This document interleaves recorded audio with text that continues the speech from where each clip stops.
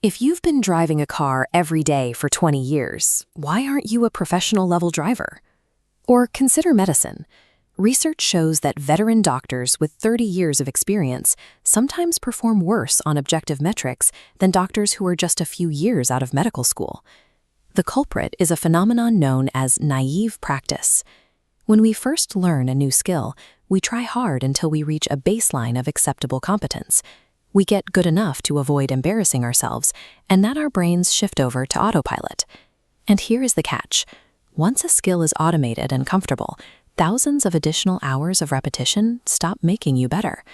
Without a conscious, active effort to improve, your automated abilities undergo a gradual deterioration over time.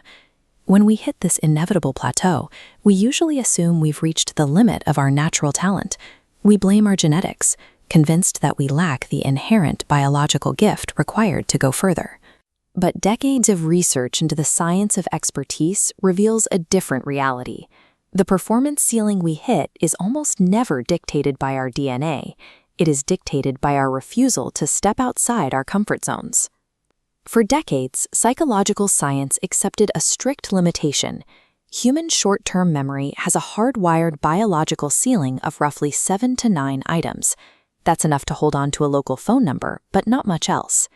In the late 1970s, researchers tested this boundary with a college student named Steve Falloon. They read him random numbers at a rate of 1 per second, asking him to recite them back.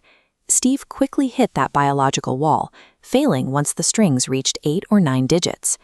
Then the researchers changed the rules, forcing Steve into a system called purposeful practice. This method requires 4 things: highly specific goals, an intense focus, immediate feedback after every attempt, and operating just beyond current capabilities. Every time Steve succeeded, they added a digit. Every time he failed, they took one away. Over 200 sessions later, Steve successfully recalled a string of 82 random digits. To reach this milestone, Steve started grouping the numbers into running times, a trick he borrowed from his hobby as a distance runner. He invented mental architectures, called retrieval structures, to bypass the tiny bottleneck of his short-term memory and store information in his long-term memory. Steve engineered this cognitive capability through systematic discomfort and a rigorous new methodology. To understand why this works, we have to look at how our bodies function on a cellular level. Your cells naturally seek a state called homeostasis, a biological preference for stability and energy conservation. But when you push yourself past your comfort zone, you stress this system.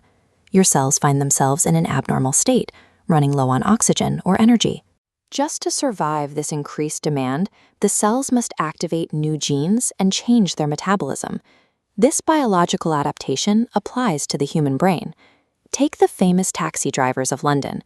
To earn a license, they must pass an infamously brutal exam known as the knowledge, requiring them to navigate 25,000 streets and thousands of landmarks entirely from memory.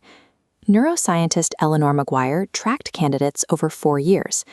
In these MRI cross-sections, she focused on the hippocampus, the region responsible for spatial navigation.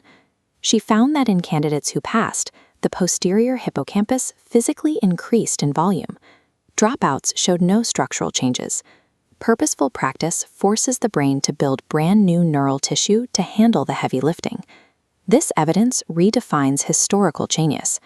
Mozart's famously flawless perfect pitch resulted from intense early childhood purposeful practice that rewired his adaptable brain. We should stop thinking of the brain as a computer with a fixed amount of processing power. It acts like a highly responsive muscle. The old model tells us that potential is a rigid cup, and learning is just the process of filling that cup to its brim. The new scientific reality shows a vessel that stretches and expands its own outer walls as more material is forced inside. The biological mechanism of adaptability is the ultimate gift we are all born with. Activating it requires us to permanently abandon the safety of good enough.